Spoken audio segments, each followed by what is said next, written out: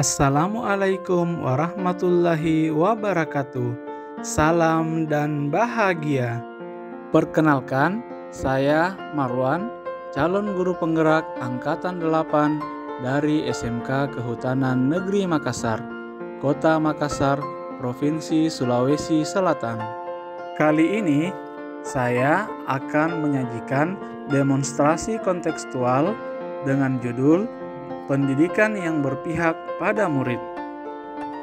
Tujuan pendidikan menurut Ki Hajar Dewantara yaitu menuntun segala kodrat yang ada pada anak-anak agar mereka dapat mencapai keselamatan dan kebahagiaan yang setinggi-tingginya, baik sebagai manusia maupun sebagai anggota masyarakat.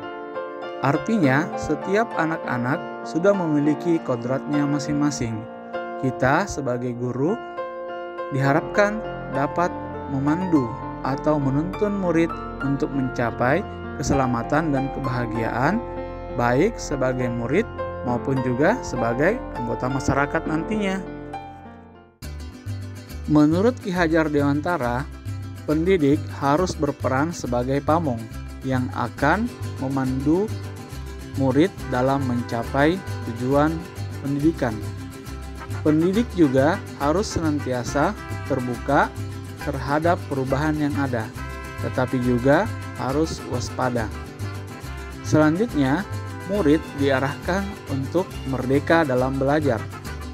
Dan perlu diingat bahwa kemerdekaan dari satu murid akan mempengaruhi kemerdekaan dari murid lainnya.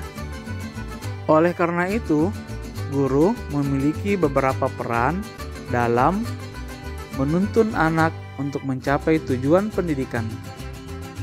Yang pertama, yaitu guru harus berpihak pada murid dengan cara memberikan kebijakan-kebijakan yang mendukung perkembangan murid.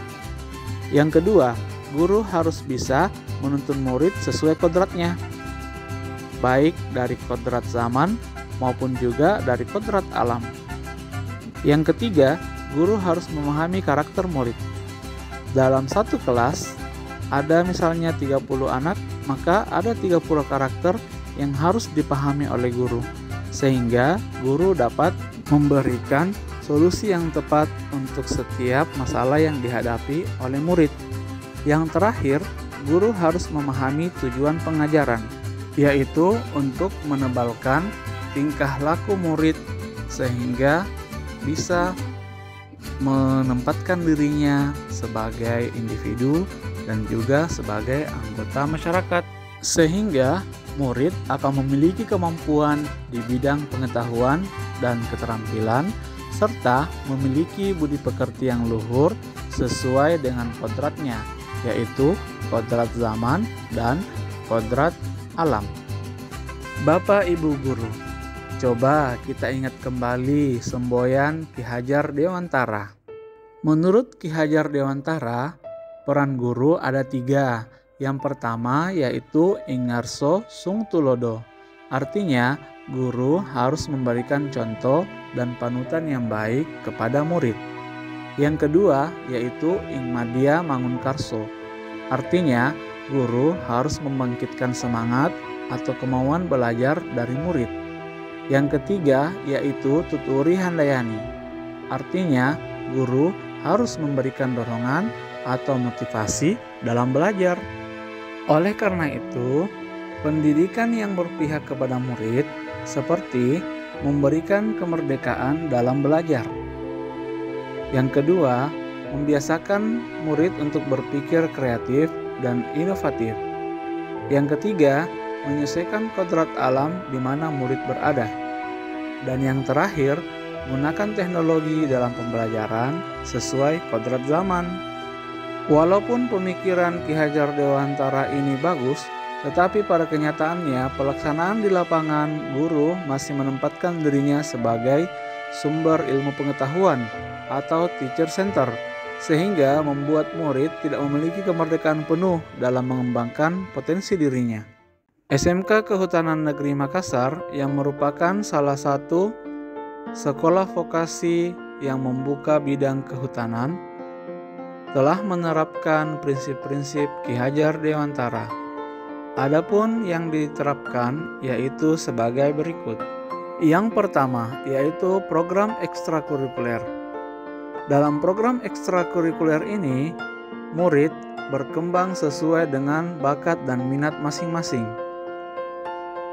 Ekstrakurikuler yang disiapkan diantaranya ada bela diri, bulu tangkis, English club, kewiraan, drum band, futsal, koreografi, pramuka, PMR, multimedia, dan lingkungan hidup.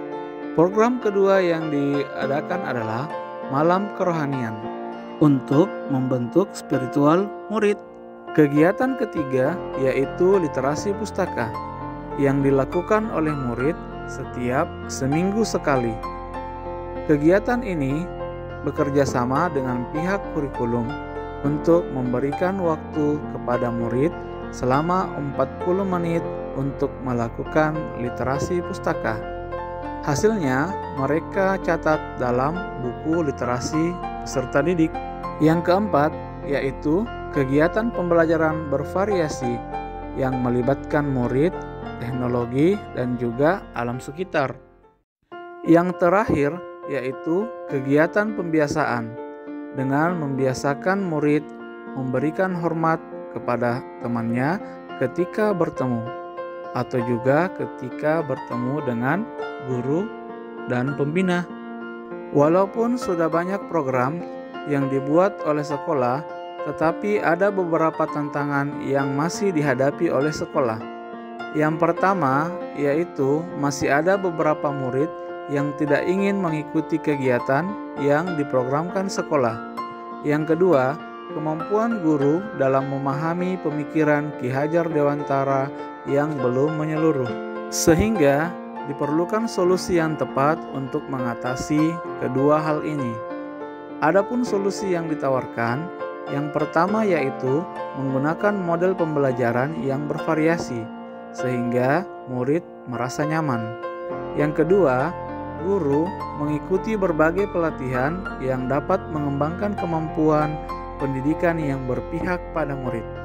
Yang terakhir, memberikan teladan secara kontinu pada murid. Demikian demonstrasi kontekstual yang bisa saya sampaikan.